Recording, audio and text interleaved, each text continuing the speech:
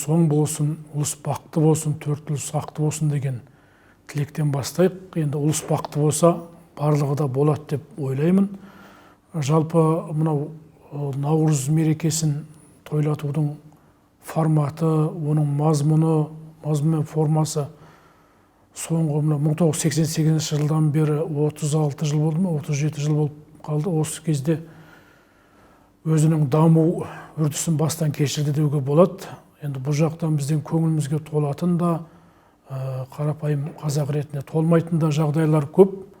Бірақ та соңғы мынау 2022 жылғы президенттің жолдауынан кейін үлкен серпін келді деп айтуға болады.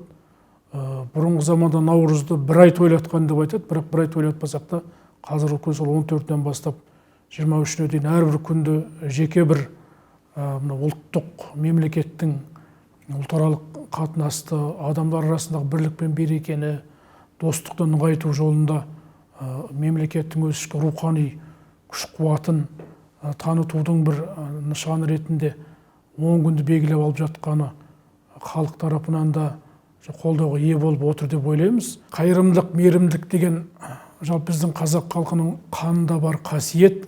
Бұл өзі Наурызда да осы көрініс тауып отырған, жетім көрсең жебей жүр деген халықпыз.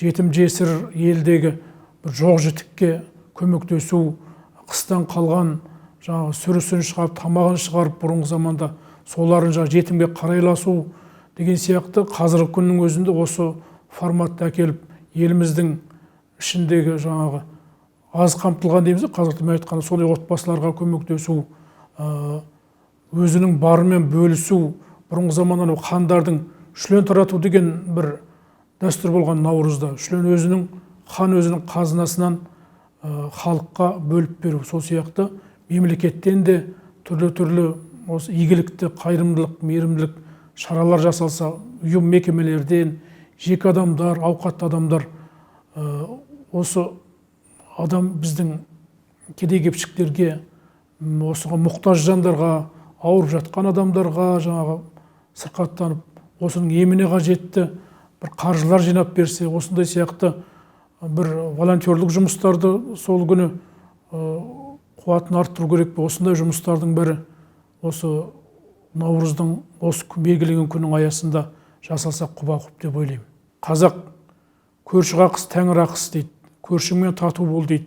Сондықтан алыс ағайыннан жақын көршің артық дейді. Ол көрші қазақ туысың ба, басқа ма, діні басқа ма, тілі басқа ма, жоқ, негізінде ол көрші болғандықтан, бір жердің суын ішіп, дәмін татып отырғандықтан, сол адамменен, сол әулетпенен жақын тату қарым-қатынаста болуға тиіс. Сондықтан бұл біздің қазіргі Қазақстанның ауқымында да өте маңызды. Әлемде, дүние жүзінде не түрлі соғыстар, қақтығыстар болып жатыр, болуды ықтималдылығы да артып келе жатыр. Сол тұрғыда біздің қазақ елдің өз геосаяси орналасымының өзі де ерекше ғой. Осы Наурызды пайдаланып, Қазақстанда тұратын ұлт құраушы қазақ ұлты менен өзге диаспоралардың, осылардың арасындағы бірлік берекені нығайту үшін көптеген іс-шаралар жасалу керек деп ойлаймын. Наурыздың да осы тұрғыда ықпалы, әсері басым болады деп ойлаймын. Жалпы Наурыздың тарихында, тойлату тарихында 26 жыл, 88 жылдан бері қарай бірнеше кезеңге бөлуге болады. Одан бұрынғы кезеңнің өзінде осы Наурыз тойлатудың бірізділігі болмағанын көреміз. 1913 жылғы Қазақ газетінің 9 Наурыздағы санында айтады, осы Наурызды тойлатудың бірізділігін жасау керек деген идеяны көтереді. Мұнда Наурыздың бірінде тойлатып жүр, тағы бір күн тойлатып жүр дейді. Біздіңше бір өлшем бойынша қазір октябрь мерекесін деген бұрын өзгерді ғой 15 күн. Сол сияқты Наурыздың бір дегеннің өзі қазір 14-іне келеді екен. 14 дегеніміз бұл да бекер емес, бұл алаш арыстарының айтып отырғаны ғой. Сондықтан 14 күн деген күннің өзі түркі-моңғол халықтарының, славян халықтарының, соның ішінде біздің қазақ халқы бар. Сол 14 Наурыз деген бір межесі болған. Яғни 22 желтоқсан күні бір цикл аяқталады да 23 желтоқсаннан бастап 81 күндік жаңа цикл басталады.